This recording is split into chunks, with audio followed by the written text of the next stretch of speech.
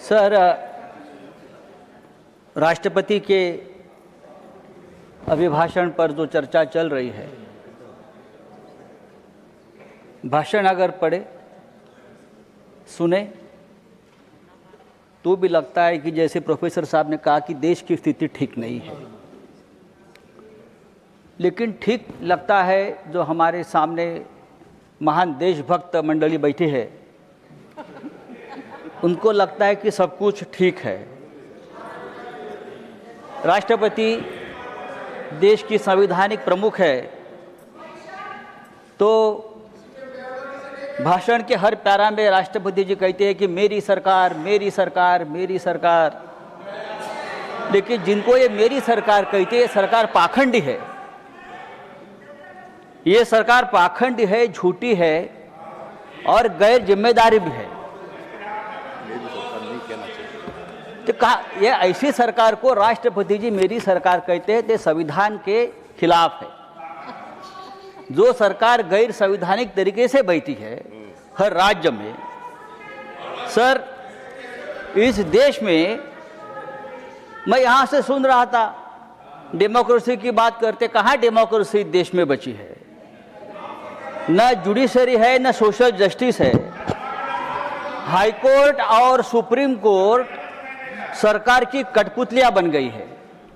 कहाँ न्याय मिलता है? चुनाव आयोग जो देश का है वो भारतीय जनता पार्टी की प्राइवेट लिमिटेड कंपनी बन गई है। कहाँ न्याय मिलेगा आपको? सोनम वांगचुक कहाँ है? सोनम वांगचुक कहाँ है? आप देशभक्त है ना, आप मुझे बताइए सोनम वांगचुक का क्या हुआ? उनकी हालत क्या है? क्या वो जिंदा भी है? मुझे मालूम नहीं, कहाँ है वो? देखिए उनका अपराध क्या है? उनका अपराध है कि हमारी जमीन चीन ने कब्जा कर ली है। ये बात उसने कह दी तो उसको देशद्रोही बताकर जेल में डाल दिया। क्या ये डेमोक्रेसी है? मुझे लगता है सर ये डेमोक्रेसी की व्याख्या, डेफिनेशन नहीं है। राष्ट्रपति के भाषण में वही घिसी पिटी घोषणाएं हैं। नई बात क्या है आप मुझे बताइए। इतने साल से हम देखो गरीबों को सबसे ज़्यादा रोजगार देने वाली मनरेगा, आपने नाम तो बदल दिया, लेकिन रोजगार की गारंटी भी आपने कम कर दी है। किसानों को रोजगार मिलता था वो गारंटी आपने कम कर दी। हमारे मराठवाड़ा, महाराष्ट्र में मराठवाड़ा में 2025 में 3000 किसानों ने आत्महत्या की है। 3000। सर देखो आप सुनने की आदत रखनी चाहिए। आप सत्ताधारी है, आपकी सरकार है, आपको हमारी बात सुनने की अगर आप आदत डालें तो डेमोक्रेसी और मजबूत हो जाएगी। सर मैं एक बात आपके सामने रखता हूँ। ये सरकार पूरी तरह से भ्रष्टाचारियों से घिरी है।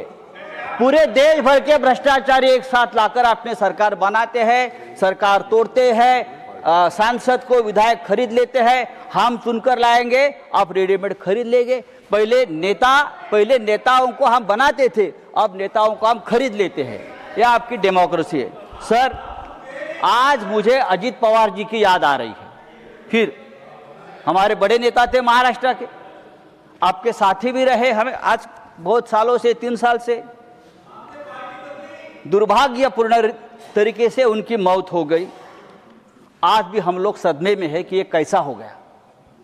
इतना एक दमदार आदमी, जिस तरह से उनकी मौत हो गई, दुर्घटना हो गई, आज भी हम लोग सदमे में। अजीत टाइम खत्म हो गया, ठहरो सर। अजीत पवार के ऊपर 70,000 करोड़ के सिंचाई घोटाले का आरोप किया था आपकी सरकार ने, आपकी सरकार ने किया। लेकिन वो भारतीय जनता पार्टी के साथ आ गए और पवित्र हो गए। 15 जनवरी को अजित पवार जी ने एक बयान दिया था।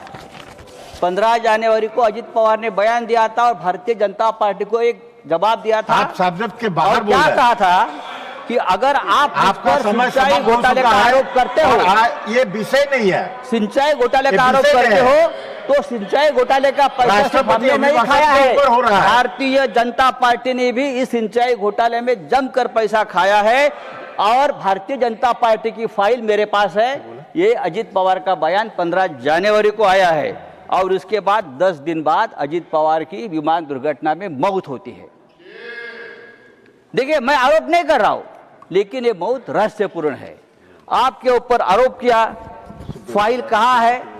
मेरी जानकारी है कि अजीत पवार वो फाइल हमेशा अपने साथ रखते थे। जब मुंबई से वो निकले बारामती में, तब भी वो फाइल उनके पास थी और आधे घंटे में अजीत पवार जी की दर्दनाक मौत हो गई। उसकी जांच होनी चाहिए और ये जांच इस तरह से होनी चाहिए, एक इंडिपेंडेंट जुडिशियल इंक्वायरी होनी चाहिए कि ये क्या है। धन्यवाद। भ्रष्टाचार का आरोप मुझे तो जस्टिस लोया की याद आ गई, मुझे जस्टिस लोया की याद आ गई। जब अजीत पवार का एक्सीडेंट मैंने देखा तो मुझे जस्टिस लोया की याद आ गई। क्या इस प्रकार का कोई हादसा तो नहीं होगा? देखिए, सुनने की आदत रखो, ये डेमोक्रेसी है, आप सुनने की आदत रखो। सर, आपकी सरकार अगर डेमोक्रेटिक तरीके से धन्यवाद आई है। धन्यवाद सर, 1 मिनट दीजिए। एक मिनट भी नहीं है अभी सर, हाउस एडजॉर्न करना है। सर, समाप्त कीजिए। ये सरकार हिंदुत्व की बात करती है, लेकिन इस देश में इस देश में सबसे ज्यादा तकलीफ में अगर कोई होगा तो हिंदू है।